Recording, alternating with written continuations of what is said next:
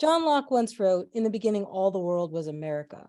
And what he was imagining there, he was trying to think about, how did people come to live in communities in which they had governments? How was society created? How were governments created?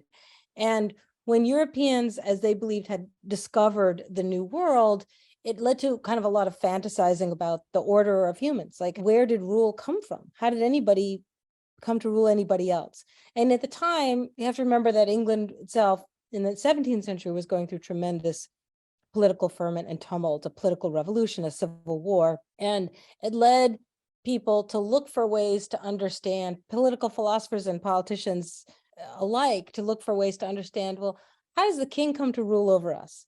How did we come to have parliament in the first place?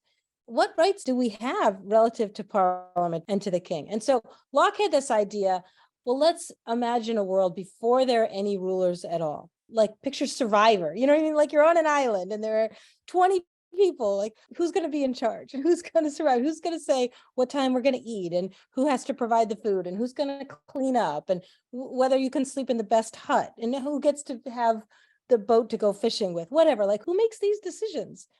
And do any of us have any rights that are inalienable, that no matter what we decide about who's going to be in charge, none of these particular things can be done to us? Like, you can't kill me and eat me. You know what I mean? Like, what are the inalienable rules? What are fundamental rights and laws versus ones that we will make and agree to? And so Locke had this idea, and it rests on a fantasy of the Americas, as if the Americas, were unoccupied and uninhabited, which was not at all the case.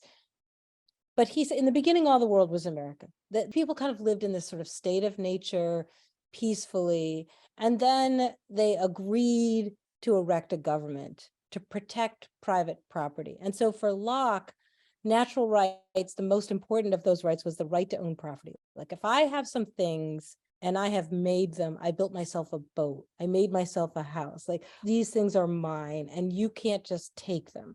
And that all government then rests, in Locke's view, on the first among these natural rights, which is the right to your property, which also meant for Jefferson in the Declaration of Independence, the right to your life, in the right to be free.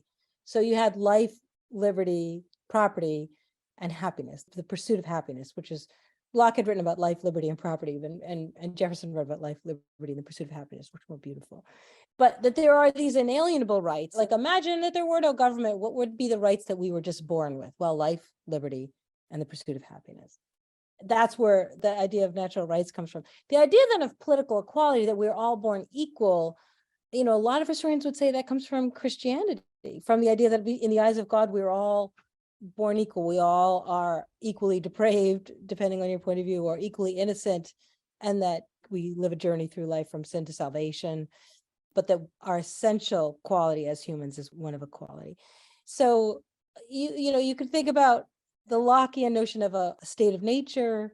Historians talk about a social contract, that Locke imagines that governments are formed on the basis of such a contract. We're all born equal. We are endowed by our Creator with inalienable rights, life, liberty, pursuit, and happiness. And then what?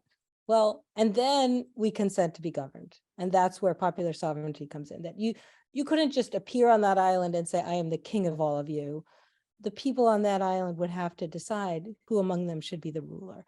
And that there would even be laws would be subject to those people's approval. They have to ratify somehow that notion of rule.